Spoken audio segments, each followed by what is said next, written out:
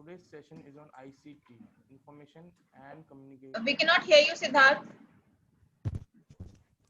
Hello? Hello? Yeah, it's better now. Hello? Hello. Today, hello? Am I audible? Yeah, Siddharth, it's better now. Yeah. Can Yes, you you speak are loud? audible. It's not clear. Welcome to the expert chat series presented by NCCN National Career Counselors Network.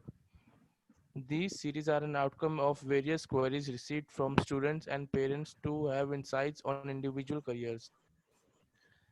Every Saturday, we bring an expert and present an individual career option as requested by parents and students. Today's session is on ICT, Information and Communication and Technology. May I request Ms. Kavita Roy, Joint Secretary in NCCN, to lead today's session with the expert Mr. Sanjeev Gupta. Hope you will enjoy today's session. Over to Mrs. Kavita Roy. Thank you, Siddharth. A very good evening to everyone, and welcome to our weekly session, Expert Chat, where we bring the experts from the industry and the career mentors who guide us through the various careers. So today we have Mr. Sanjeev Gupta with us. So before we go to Mr. Sanjeev Gupta, I would like to give a brief introduction what exactly we are going to talk about today. So we will be discussing about the career opportunities in ICT industry, that is information and communication and technology industry. So if we go through a data, uh, as per the one of the industry data, it says the global information technology industry is in the pace to reach 5.2 trillion dollar in 2020. So, and if we talk about Indian ITC industry, IT services are part of ICT sector as we are into an uh, technology era. And the top Indian exports and the largest private employer in the country is one of them is ICT industry. So so understanding ICT industry, the opportunity it throws to us, the career path, we will be discussing that in detail with Mr. Sanjeev Gupta. Mr. Sanjeev Gupta is a freelance career mentor and a life coach with an aim to enable students and young professionals achieve their life goals. He's an embarked on this path after more than 25 years of corporate experience, working in telecom industry and serving globally reputed organizations like C-Dot, Bharti Airtel, and Ericsson. So that makes him the right person to discuss about the opportunity in the ICT industry as he brings with him 25 years of experience and exposure. And other than that, he is passionate about helping youth and helping them explore uh, their true potential, their true calling destination. And besides that, he's an active Toastmaster and a budding stock market investor and a trader. So, welcome, Sanjeev. Welcome to the expert chat.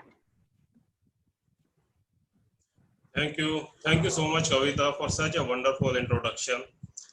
I'd just like to add one more aspect that I'm still a learner, and for lifelong, I want to continue to be a learner. Because learning is something that should never stop. Means whatever phase of life you are, you must continuously learn new things, and also unlearn old things. So I think that's the essence of learning in the current world where technology is changing so fast. We do not know what's going to succeed in next 5 years, 10 years. Like for example, in the current situation of Corona, it has like opened so many new opportunities, and at the same time, some of the old business or established things have been just wiped out. So anyway, not taking much time, I think we should start with the ICT industry. First of all, I think let me clarify this word ICT. Like I think sometimes there is a lot of confusion about ICT, whether is it an IT industry or is it telecom or what exactly it is.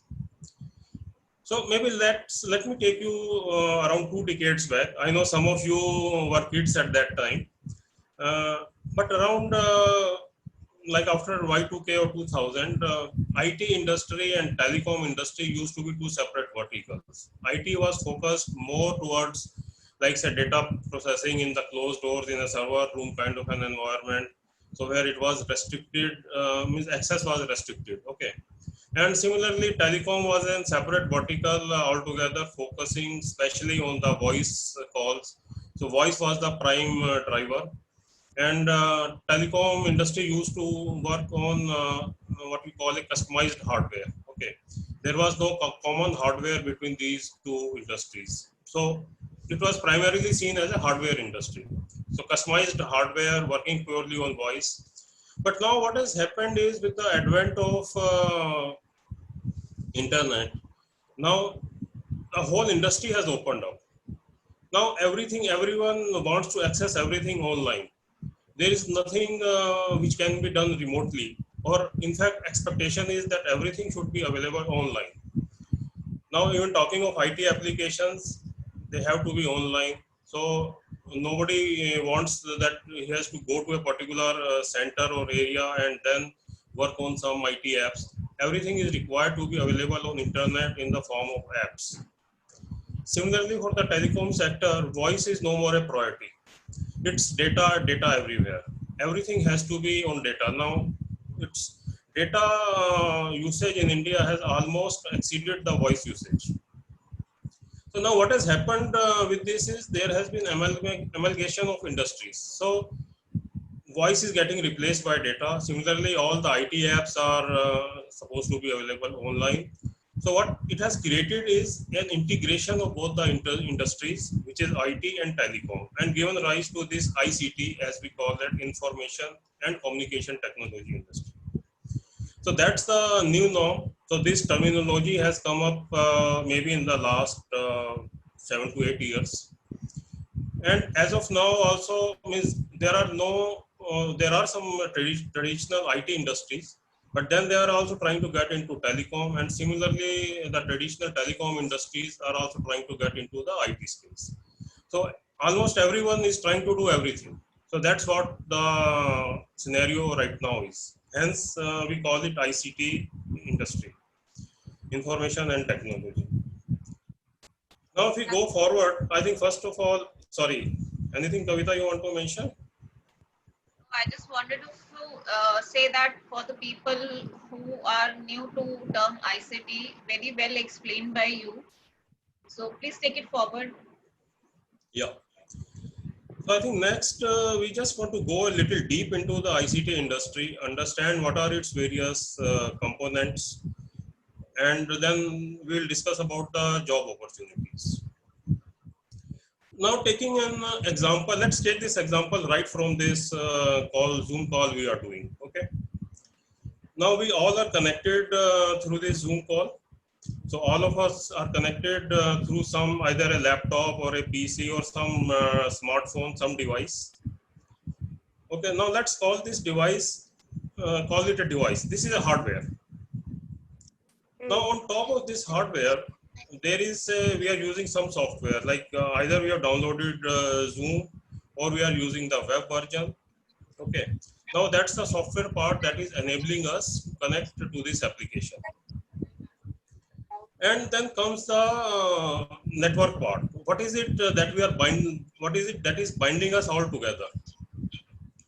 Some of us may be connected through internet, through their broadband connections. Some of you might be using your mobile data. And then various service providers are there, like either either broadband service providers like Bharti or some internet provider, SIFI, or means we are coming through some operators are connecting us through. So this is what the network part is about. Right, so all these elements are helping us to connect together, and we are experiencing this application Zoom, through which we are all interacting. So this is what an example of an ICT is. There's a solution of a video conference, online video conference, but then different elements of the technology are coming together to enable this service. So in a nutshell, this is what is ICT industry, or what is, this is the technology. But then of course, we need to go back, we need to go in detail. I hope you are finding it fascinating to understand in more detail. Sanjeev, I think if I let me put together for the audience that is with us. So if I understand from you, the basic components, if we divide of ICT, can be services. That is about the system deployment, support, and repair. That is one segment. And then there's a software, that is mobile application, network security, desktop applications. And then the infrastructure, we call it a hardware also, or Yes. sorry, infrastructure is different. It is about now we are moving into cloud computing, internet, telecommunication. Yeah, that's also there. I think I'll touch in more detail on these aspects. And hardware is about when you talk about hardware, is server, mobile devices, network Yes, system. And yes. is there any component I'm missing if you want to add here? Yeah, there is much more I would like to go in detail. Okay. So this is just a very high level, just to give an idea to everybody that taking an example of a Zoom application. So maybe what I would like to do is go in slightly more detail of the different technology domains, of the different components of the ICT industry. And that will help us to understand everyone better what are the various components. And these components are also actually also provide the career opportunities in different domains of the ICT. So maybe now I'd also like to share my screen. I want to show you something. Just give me a second. Okay.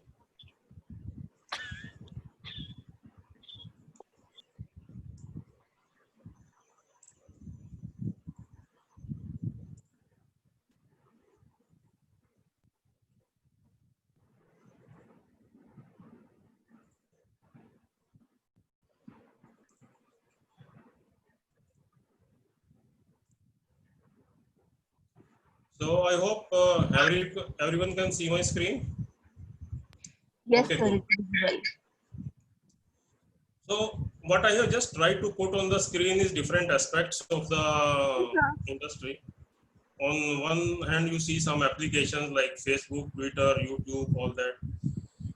Then some devices, and then a photograph snapshot of a program code. Then some network, then a motherboard. Okay. Now, what we have discussed is on a very high level the aspects of the ICT or the different domains. But if we go into slight detail, first thing that we need to understand is about the hardware part. So, hardware is anything that you see physically, you are able to see physically. For example, your mobile handset or laptop. And then within these devices, there is something called the circuit or the motherboard. So on the motherboard is actually a printed circuit board, as we call it, because it has a circuit printed on this. So it's a plastic kind of a thing on which we print a circuit. Now don't confuse this circuit with the circuit of Munna Bhai. Okay, it's a electronic circuit that is printed on the motherboard on which components are mounted. And after that, what you see is your like display, mouse, and all those things. These are all other parts of the input-output devices. So all this forms hardware. Now this hardware is very, you can say very small or limited thing. But in actual scenarios where we are talking of server rooms or big telephone exchanges, the hardware covers the complete, you can say, complete buildings. Okay, it is such, it's so much massive. I think it is Sanjeev right to say that anything physical form that is helping us to listen a mobile or to interact with various devices. So they all form the part of hardware. It can be mobile to dish antenna to the signal towers. Yeah, Uh, just let me show you a few pictures. See, here is a picture of a like hardware images. One picture is about motherboard. You can see the Intel there. Then the pictures that you see are these are the server rooms or the telephone exchanges. Okay. Now digging a little more in detail. Now, when we talk of server rooms or telephone exchanges, so we are talking of a complete network hierarchy. So there is a complete network running on these networks. So we'll come to the network slightly later. Meanwhile, now second component is about the software part. So software is anything that enables this hardware to deal with it or to talk to it.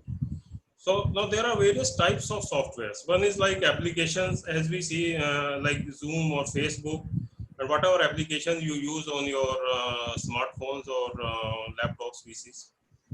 Like even Microsoft is an Office is an application. Then we have operating systems which are used to run these hardwares. So operating systems are like you run your smartphone generally on Android or iOS. So these are examples of the software. So again, if you see, sorry.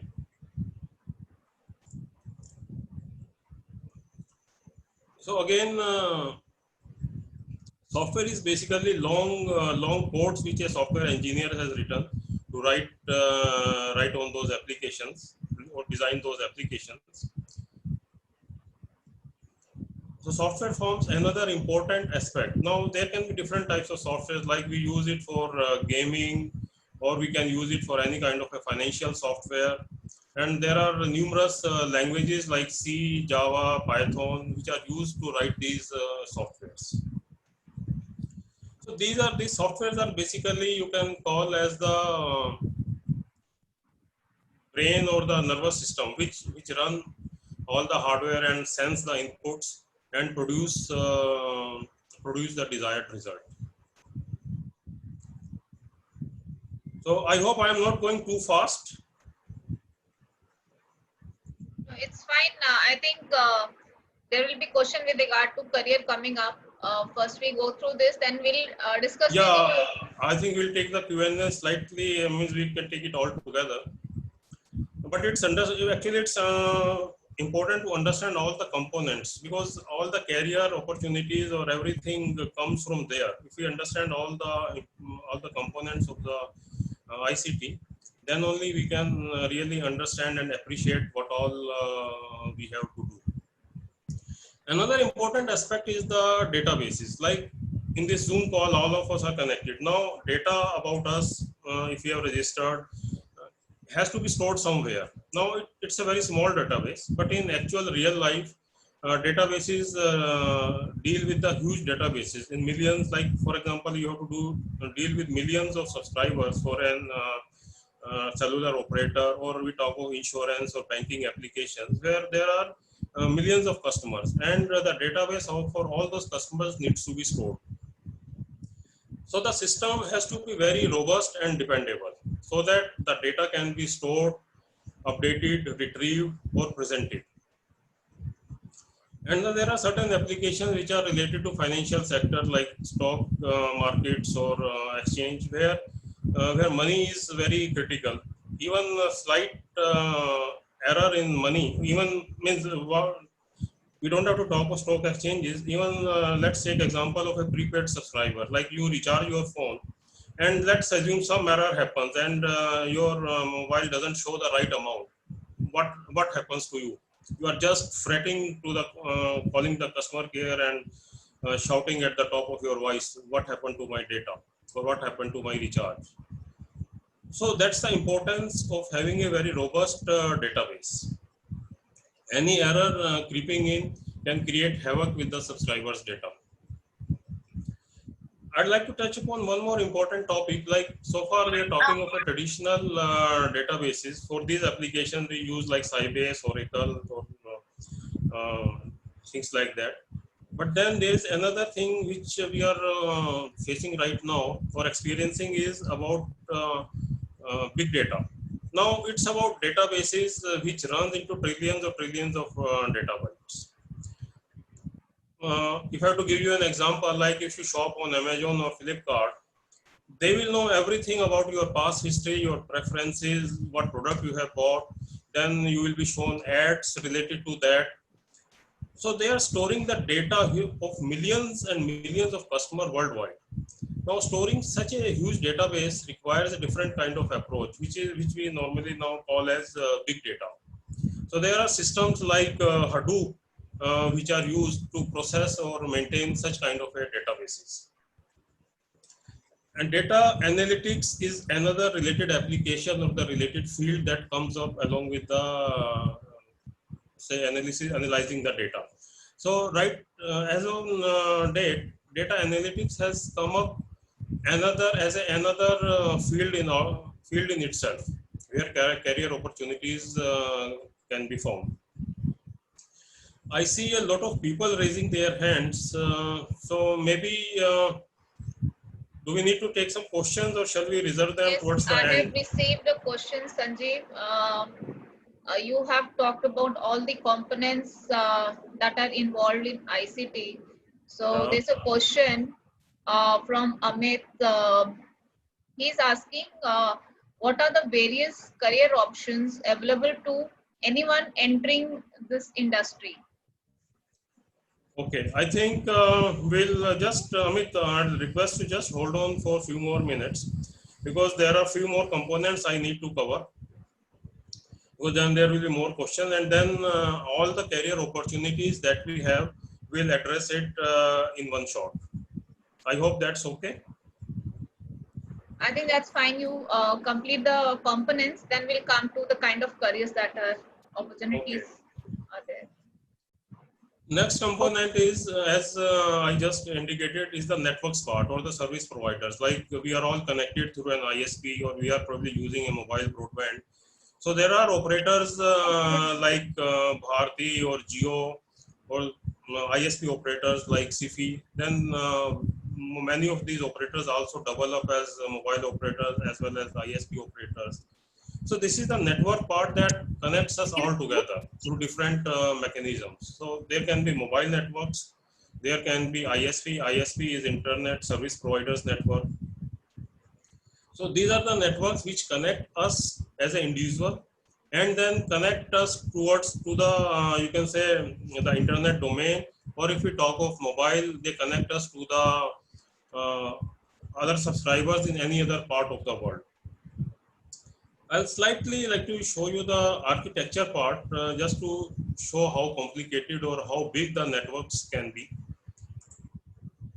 Now this is an example of a mobile or a telephone network. Like you see individual subscribers on here, and then there are different levels of exchanges. You will have a local exchange, then you have an exchange in your city, which will probably connect to some state exchange. Then there will be national level exchanges, and there will be international level exchange. So this basically just show how the networks are built from a lowest layer to the highest layer at connecting the international gateways. There are companies like BSNL which just provide connectivity at the international gateway level. So something similar is for a ISP network. Like I take an connectivity from a local subscriber, then there will be an international backbone which will connect at national level, which is called POP or the point of presence. And then there will be backbones connecting countries. So this is just to show how complex and big a network can be.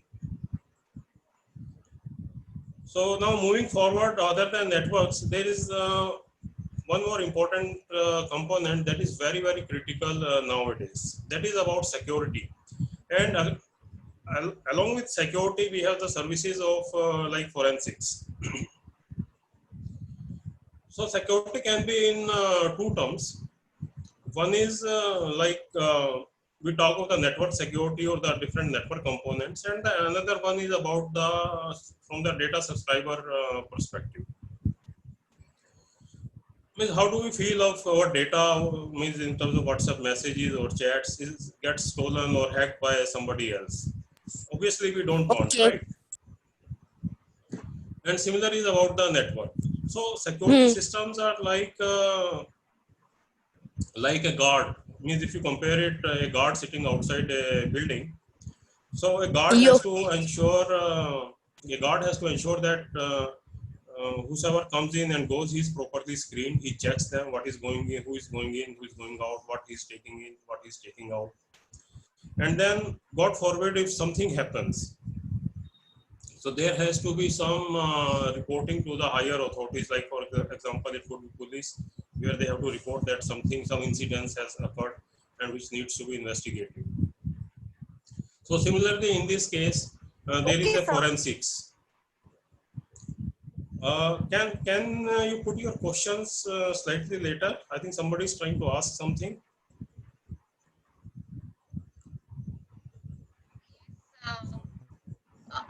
I believe we have covered all the components, Sanjeev.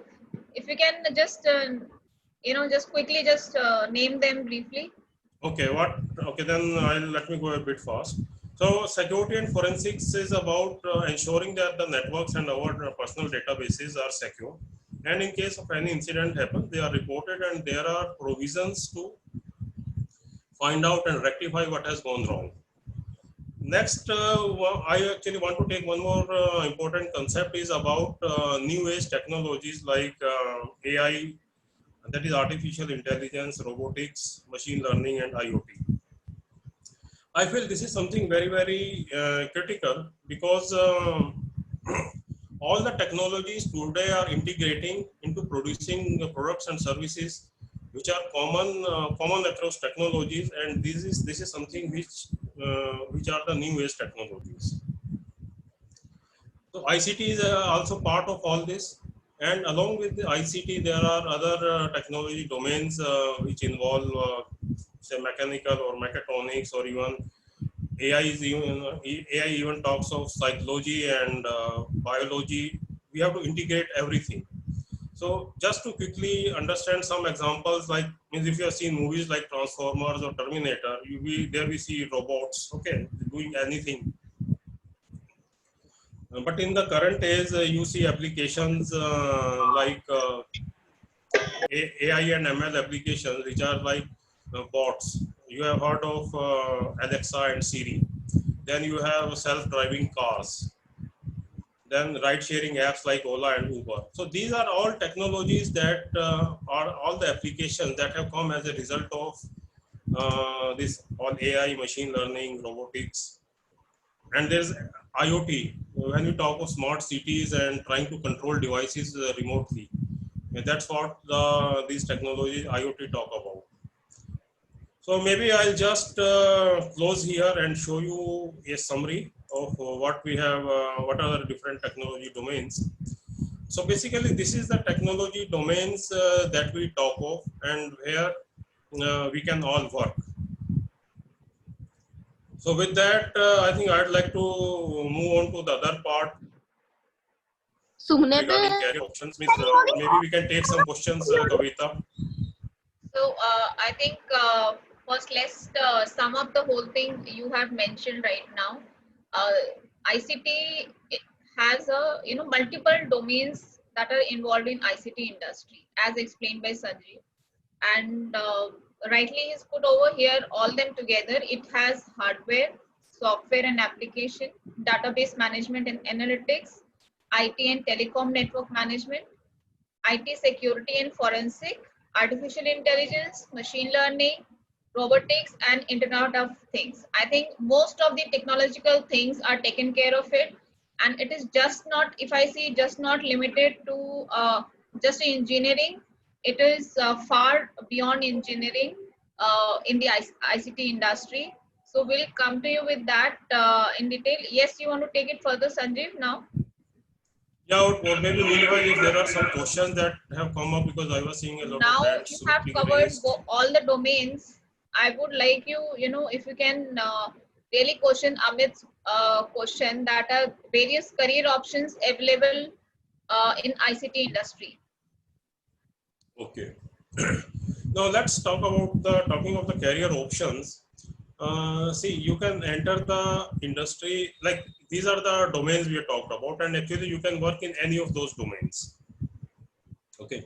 So if we talk of career options, let me, I think I had a slide for that as well. Just give me a second.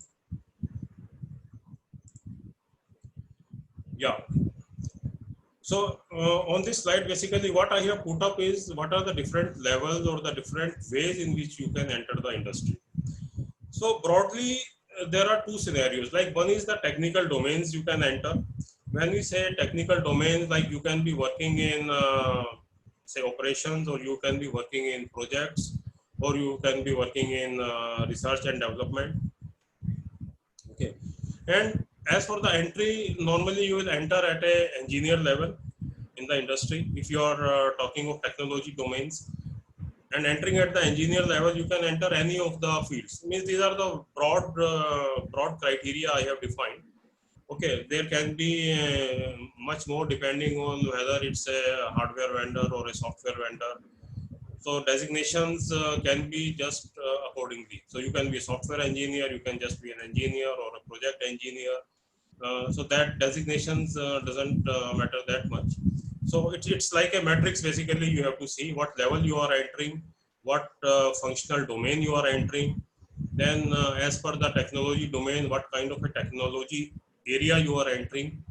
Okay, so based on that, there would be a sort of a matrix. Now, maybe I can explain uh, by my example itself. Like when I passed out, I joined CDOT as an engineer. So there I was working on designing circuits and designing prototypes and then testing them out. So that was in the R&D space. After that, I joined Bharti. There it was like a project phase. We were finding the locations for the BTS sites at different locations within the city. In the Delhi, I'm talking about Delhi. So it was a project rollout. Then we were looking after or supervising the installation work done by different vendors. So be it for the civil work, be it for the erection of the antenna work, or be it for the equipment inside the BTS or a switch room. Once the network was launched, then the regular operations phase was there. So we were working to ensure that our network is running 24 by 7, because nobody likes their calls to be dropped or in between. So network is something which has to run 24 by 7 into 365 days. So we were just ensuring that there are no faults either remotely, or if we have to go to the site to repair something physically, we used to go there. So that was the operations part. After that, of course, then when I was senior enough, I had a team. I worked as a team lead and a manager. Then I had people working with me. Uh, then when I moved to Ericsson, there also it was more of more of an operation job where where I was leading big teams, doing different kind of activities. Now, when we say these different domains, so as you grow into the industry, you will find different domains, and depending on your likes or dislike, where you want to work, and also where you are working best, you can also switch domains. You can go to operations, you can go to projects, and if you are techie enough, you can even go to the research and development field, where you have to design things or come up with new ideas. Other than that, there's a means if people are not so technical, not so techy, and they still want to join the industry, there are support fields like sales, marketing, customer care, and then means I have not put here on the slide. Then you have HR and the finance, which are all the support functions. But you can still enter the industry there. I think Sanjeev, you have answered the question from Khushi. She was asking, can you elaborate on the education requirement and other qualification? Is it specific to science stream only? What are the career paths available? So I think if you can add to Khushi's question, because you have already answered a part of it, that the broad kind of jobs are available in ICT industry and how people can other than engineering background can be a part of? Alu. Can you Yeah. elaborate on that? See, other than engineering, one is of course the core technical part. Then, as I said, there are a lot of support roles as well, which Alu. require. I think somebody needs to be on mute. Okay, so there are a lot of support roles as well. Like for example, if we talk of sales, marketing, sales and marketing, you also need to have a good understanding about the services that you are offering. Okay, without that, you can't be doing sales or marketing. We talk of customer care. If you have to handle customers, then they will have queries of different types about the services or the products that you are offering. So that also you need to understand. But for this, you don't need to come from a technical background. So you can be from any of the education background and still be part of the industry. Of course, there would be certain sessions which will be taken to orient yourself to make you understand what are the products or the services that are being offered by that particular organization. So that of course you need to undergo. But that will help you to get inside the industry. Even I have seen cases people coming from entirely different or a non-engineering background, even just by learning something on their own or by doing trainings, etc. They learn and they have also contributed to the technical field. But of course, those examples are not that much. But yes, as long as you have the willingness and you have the required, you have gained the required knowledge through online learning or trainings or any other means, you can always enter the industry. It's your talent that would be seen. I think, Kushi, your question is answered that it is just not limited to science stream. Even if you are from humanities or commerce, there are varied supporting roles, manager roles, project management roles that you can still take it. And definitely, if you're a good learner and you learn a bit about technology management, that will go in long way to progress in your career. So I believe that question is answered. And for Sanjeev, I like to understand one thing. Few people have put on chat that what is ICT. One of the person had asked me. I've given the answer, you have answered it. Still, if you can give an elaborate the kind of industry landscape is there, maybe they can connect with a company's name or something, and it gives them more idea the kind of companies they'll be working with. Okay, so we can talk about industry landscape. I think I had a slide for that as well. Yeah. See, in this industry, there are a lot of different players. Okay. Like as I said, when we talk of network services, there are operators which work on a B2C. B2C is business to customer and B2B is business to business. Operators like Bharti, they are in B2C. They are offering you telecom services. In fact, Bharti offers multitude of services from telecom mobile to as an internet, IV and other services as well. Similarly, there is Jio. Then there are internet operators like Sifi is there. Then you have BSNL is there. I think Then all there the is new players are also part of it, Sanjeev. Like those who are new just players. providing internet, like Yes, anybody. Yes, even Excitel. Hathway. Yes. All the players mean.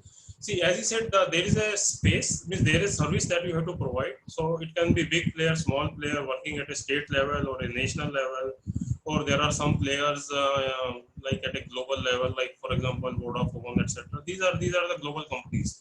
They operate in multiple countries, right?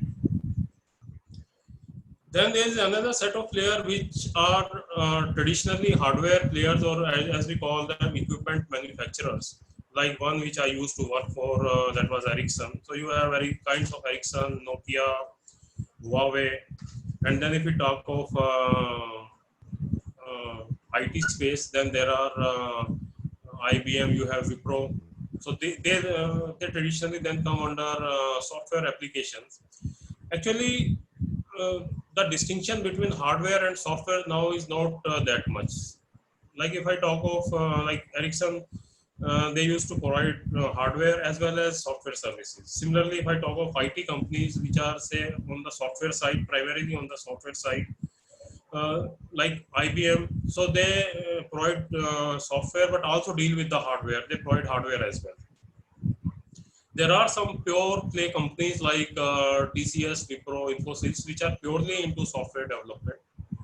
Okay, but then you have mixed kind of players as well.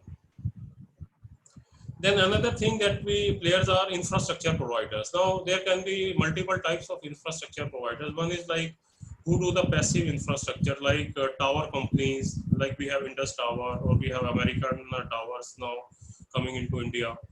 Then right now you have companies who provide servers or basically cloud space. Like here you have companies like Amazon and Google who provide you all the required infrastructure where you can host your application. So basically what I'm talking is the cloud infrastructure. Then there are government regulators. So each country will have some sort of a regulations over the industry, and to take care of that, there will be government players. Here, like we have DOT or TRAI, TRI. So that looks after or sort of regulates all that happens in the telecom industry. Then similarly, there are players for the software part as well, who ensure that whatever equipment or whatever is coming into India or going out into India in terms of data is being monitored properly. Then one more class is there if you want to get into some kind of a entrepreneurship. There is dealership and the franchise operators. Now all the services are not delivered or sold by the companies directly. You can be a dealer, you can become a dealer or a franchisee of any of the product or the service providers, or for all the big companies, and then you can sort of run your own business as well.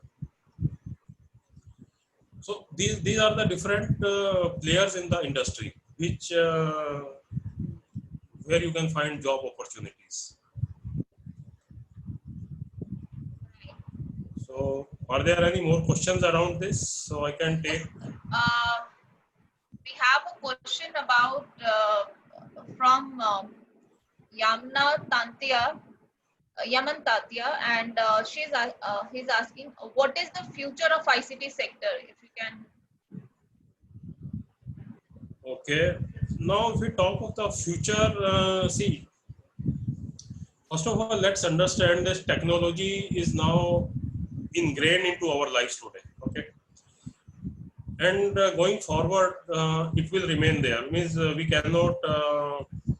Can you imagine your life without Google or Amazon? Okay.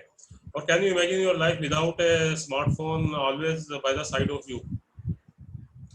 Only thing is application will keep on adding. So there will be new products, new services coming on. And as I said, with the concept of AI and machine learning, what is happening is that altogether a new paradigm shift is happening. So it's not no more related just to key technologies. Everything is getting integrated into the technology. Whether you talk of healthcare, you talk of agriculture, you talk of education. Now, education is a great example to talk of right now. With COVID, everything was shut down, and only like backing we have was of the communication industry and the online education, as we are doing right now. All these web sessions we are doing. So technology is going to evolve. Basically, let's understand it this way: all these technologies that we discussed are going to be the engines of development. So we will have different applications driven by market and the customer, which will get evolved on depending on the situation. What I is think required? Sanjeev has rightly put, it is more on the now information and technology, they are not separate thing as mentioned by Sanjeev. They are intertwined now. And the kind of the growth that is happening, the more the technological advancement is happening, the future is bright. And to just give you some, data figure, I would say from global data expects, ICT spending in India will reach 144 billion by 2023. And to add to this, there's a one study by Ericsson, and it says that India's data consumption may touch 25 GB per month per user by 2025. So And this Kavita, I means think that that is the highest data usage anywhere in the world. If we talk of Indian yes, India is subscribers. the highest consumer of the data per person if we talk about. So Yeah. I think this gives you an idea where the ICT growth is happening, where it is In moving. fact, there's one slide I'd like to quickly show on this. Actually, we have skipped few things. Now, this is slide which, although which was focused more on the AI, but it shows what are the future scenarios where we are heading towards. Uh, if you are not, everyone is not able to read it properly. If you are looking at small devices. So basically, it talks of all Sanjeev, sorts of. sorry to bother you because this slide is there and there is a question on this. So I'll just put the question, then you can join this with this slide, right? Okay. So there's a question from Dr. Sunil Kumar Chaudhary, and Mhm. he's asking, sir, from this year onward, most of the technical institutes starting course in machine learning and artificial intelligence. What's your view about future of this technology? So I think this slide was apt for me, that's why I interrupted you. So you continue now. Okay. So answering this question, see, AI and machine learning is not just about one particular technology. As I said earlier as well, what is happening in the industry or in the technology arena is that all the technologies, all sorts of knowledge are merging together. When we talk of AI, so AI is basically an effort to replicate human learning, human intelligence. Now, to do that, you have to have knowledge of biology, you have to have knowledge of psychology, you have to know how the human beings develop themselves. Then you have to, of course, there has to be huge data crunching. You need to produce an output which is good enough. Now, if you produce some robots, there you need to do a lot of designing in terms of product design, in terms of how beautiful that looks. So all the aspects of art also come in. See, as I said, it will be future will be more driven by the applications or what the customer or the consumer desires, what they want. Now people want online gaming. Now nobody wants to go to say parks or everything is required to be available at the comfort of our home in our drawing rooms. Okay, so it's the consumer demands and the lifestyle that will demand that will drive what needs to be developed. So it's no longer that somebody develops a product and that is to be forced down the consumers. Okay, you take this. So there are choices available with open systems coming in. Anybody can develop any kind of an application. For example, like take this example of an Android. Now, Android is an open system, open platform or open source operating system. Now, this whole industry about application development. So there would be today millions of applications that are available for different types of use. You can download them and use it. If you are good at coding, you just design another application and sell it. There are people who have made millions by just selling one app in few days. So it's no longer decided or driven by what a particular set of people or the within the industry they want to make products. It's industry is getting open to everyone. Anyone can design a product and sell it. So almost all aspects of our life are touched by the technology. So that's what I'd like to say. So machine learning, AI, these are just engines of the technology which you can put anywhere. This is an engine you put anywhere. You put it under healthcare, you put it under agriculture, you put it under logistics. You put this engine everywhere and you will have new applications coming up. So I hope that answers in some way. We have received thank you from Dr. Sunil. So moving to next question. Uh, I'll club with two questions because there's one question from Shubhangi live and there's one question on WhatsApp I've received from Nupur. So the first question from Nupur is says, can you elaborate on the educational requirement and other qualification? No, I think I'm messing up. Yeah. Okay, it says how to skill ourselves for future over and above engineering degree. So this is from Nupur. And there's another question from Subhangi. It says currently I'm pursuing BTech in computer science. So what are the different options after BTech in job as well as in studies, especially in studies after BTech? So I think you can club them what they can do with the studies and then answer Shubhangi about post BTech, what can be done in the jobs. Okay, so what I will do is I had a slide on education specifically. Here it is. See, of course you require a basic, if you want to enter any technology space, you need to have a basic engineering degree, which can be actually in any field. Today it doesn't really matter that whether you are doing it in electronics or communication, IT.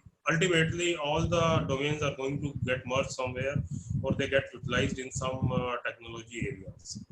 So, of course, then you need to have a basic education, and then there are different levels you can go for, from diploma to graduation to masters and doctorate, depending on what level you want to go for, whether you want to go for research or just want to go for some operations job. Okay. Then there are different fields we talked about, like the different new, what you call as the new technologies or the new areas of learning. So today, these are primarily about data analytics, machine learning, artificial intelligence. So these are the technologies which are going to stay for us for a long time to come.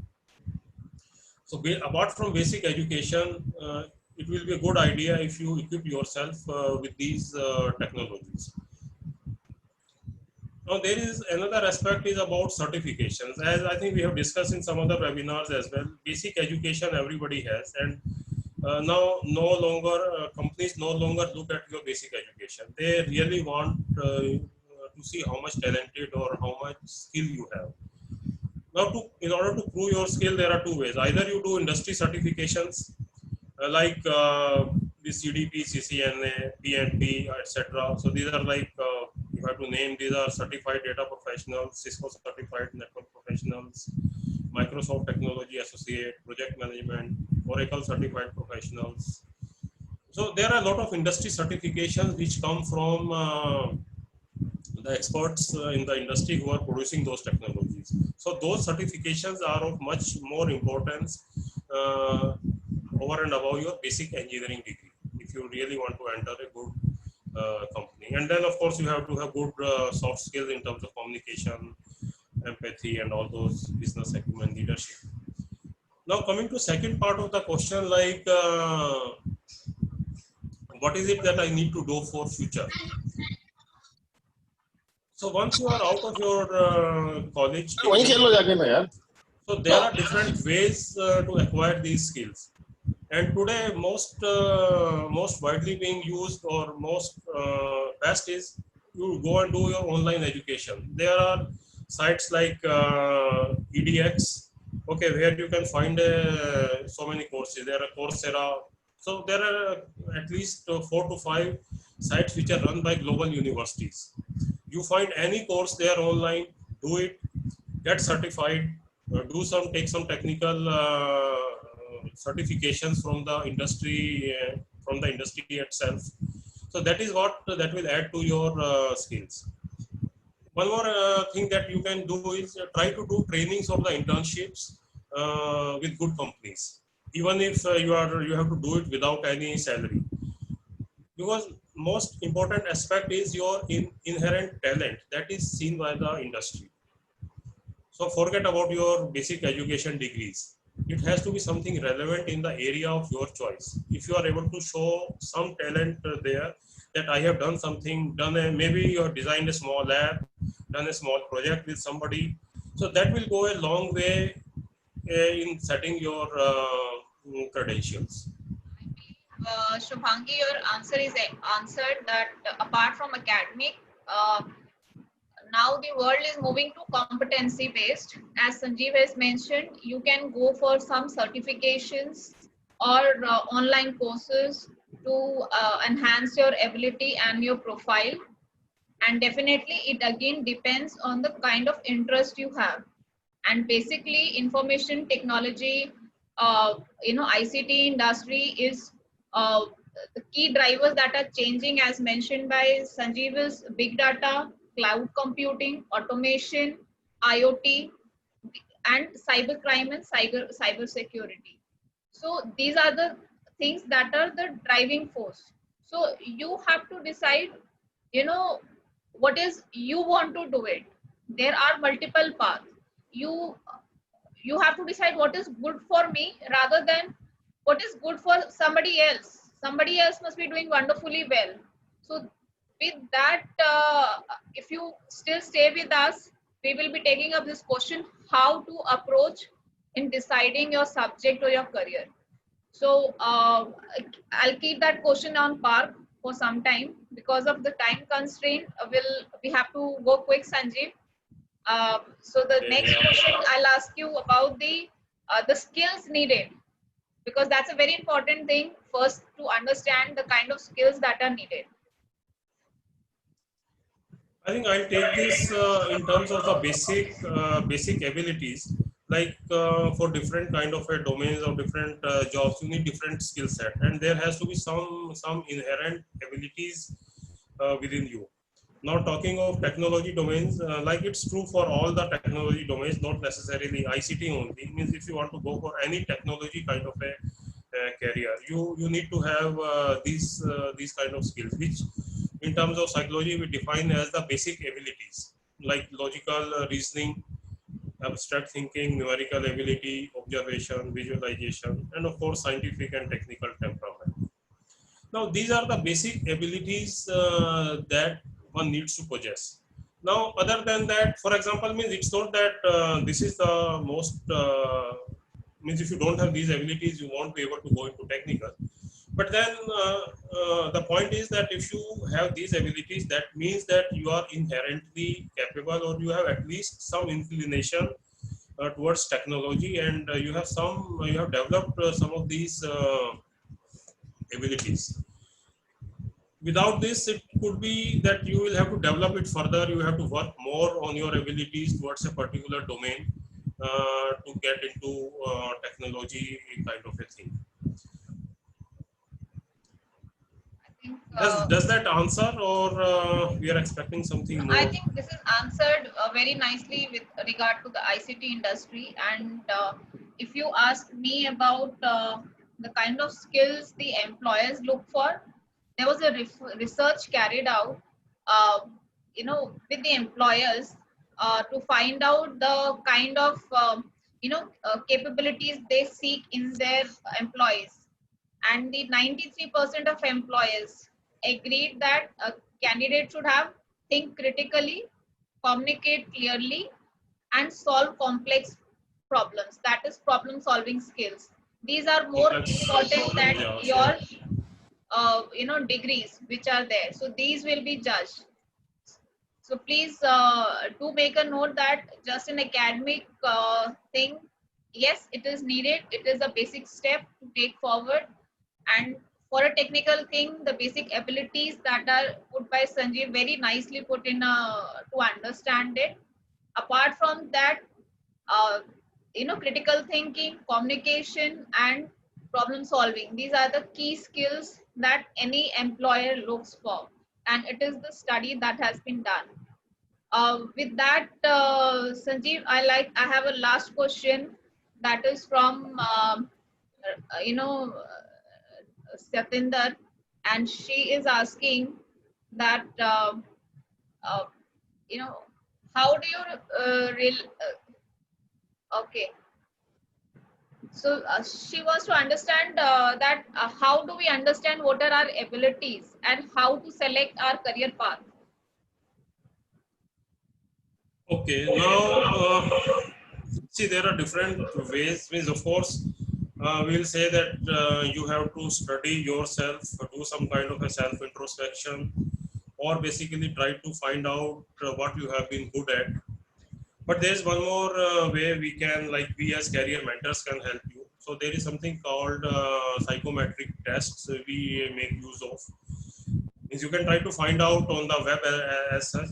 But if you are very keen to really understand in detail and get a detailed analysis, basically what you have to do is take a psychometric test, and then we can help you to analyze that and understand that in a one-to-one conversation, that yes, this is really your ability, or this is your just a fascination, or this is something you are good at, but do you really want to go about doing it?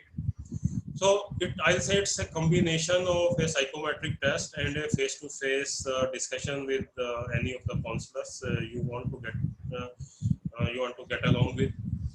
So that way you can we can help you to understand what exactly would be best for you. Rightly answered, Sanjeev. It is we have to find our own call. We are not supposed to, run after the most sought after career because your uncle is saying, your auntie is saying, your friend is taking, or it is a status symbol. One of the major reason that comes for the parents also, and I would say for the student also. Okay, what will other person will think? So please keep those things aside, see what you are good at, understand, you know everyone has, their unique skills, aptitude, attitude and aptitude. Try to understand that. Are you technical oriented or business oriented or artistic minded? Are you a challenge seeking, or you like peace of mind or more organized kind of work profile? What are you looking at? Are you looking for, what are you seeking?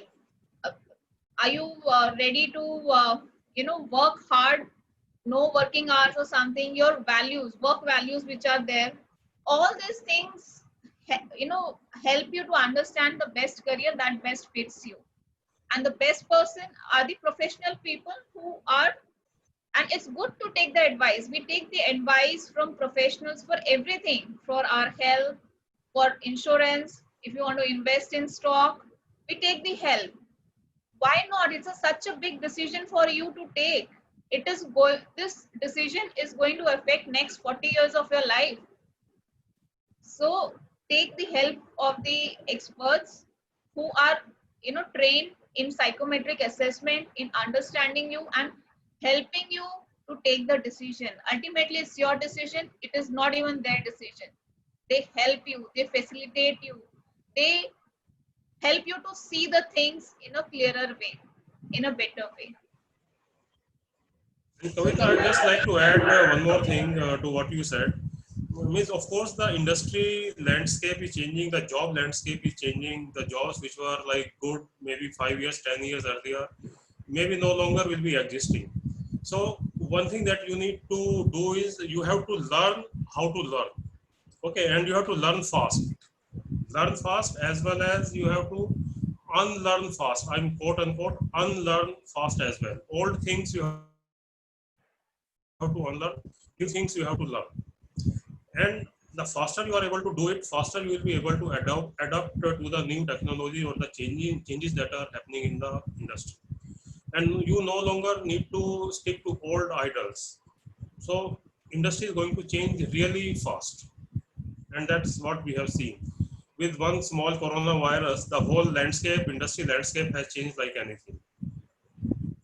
So I don't know what else can come after 5 years, 10 years. So things may change very rapidly. Surely, surely, Sanjeev, it's like it is the all the researchers, all the reports, and all the experts are saying the 65% of the jobs that exist today will no longer be there in another decade or so. So you have to be a good learner. You have to adapt yourself. You have to be resilient. So if you are adaptable, you're a good learner and you're a resilient, sky is the limit and you will succeed in your whatever career you take. So with that, I have Sunanda. Sunanda, welcome, and please give word of thanks. Thank you so much, Kavita, for leading today's session. And Sanjeev, you have shared great insights on ICT, which was very much required. So the last question that people have asked, even Shubhangi has asked, that how to take a career in design. See, I'll go back to the basics, what Sanjeev has said and what Kavita was reinforcing on that. That first of all, you unleash what is best in you. If you are good at creative stream, if you are someone who can actually understand the patterns, understand the design, then take designing as a career. Not just because you have listened from someone else and you felt that it was a very good career, you would have seen that fashion picture or say any other picture which talks about fashion designing or interior designing or architecture designing, whichever pictures or movies that you are inspired with, but check it out whether you have it in you or not. So that's the basic crux of that. And of course, the experts, they guide you, they help you in every way. The NCCN series is actually curated because of you guys, with the kind of questions and the queries we have been receiving in past, and you wanted to have a detailed insight. This session is particularly of Sanjeev is, I would say if I have to powered by say, then there are two students who actually asked that what is the future of ICT and after COVID, is it going to survive or not? So I'm sure the students who are listening to us on the Facebook or they will be watching us live, they will actually come about that what is ICT holds for you in future. And Sanjeev has beautifully shared that what is going to come, the kind of curve that he has shared. You can just take a screenshot of that and keep it aside that what is going to come in future. So with that, thank you so much, Sanjeev. Thank you so much, Kavita, for leading it. Next week, we are coming with another expert, Mr. Prathamesh, who will be diving deep into the commerce career.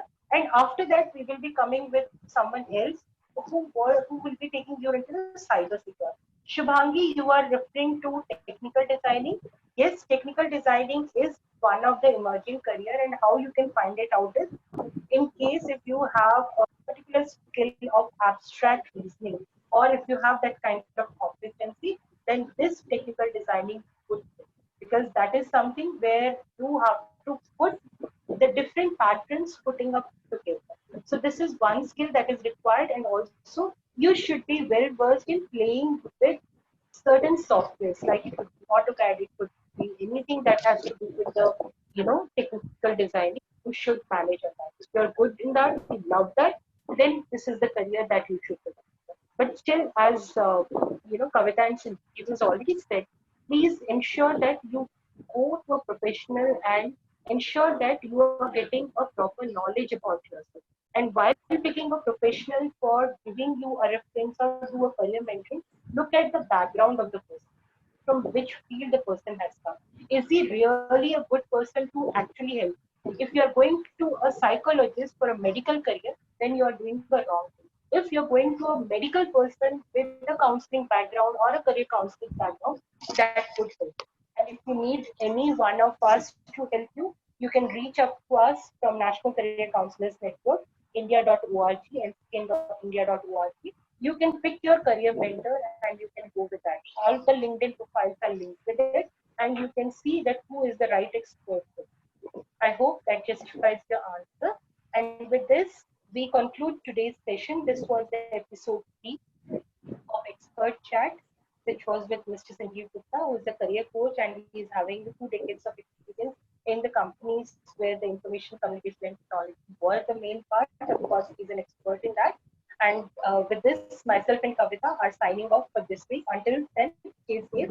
And do not forget to visit us tomorrow on the Facebook at Career Beacon, because we are bringing up college admissions with IHS, with the UPES, with the SRM. We will have foreign university, everything. So if you are a person who has crossed class 12 and is looking at changing their career vision, or are really afraid that how the college admissions are taking place during the COVID, then tomorrow is something which you cannot afford to do. If you're interested, please get in touch with our organizers or go to our Facebook page, Career Beacon, or to the NCCN, wherever you can go, and please post your number or details that you would be interested and we'll share them. Otherwise, we'll be live. Until then, stay safe and stay at home. Thank you, Sanjeev. Thank you, Thank you, Kavita. everybody. Thanks, Thank you, everyone, everyone. and goodbye. Thank you, Sanjeev. Thanks.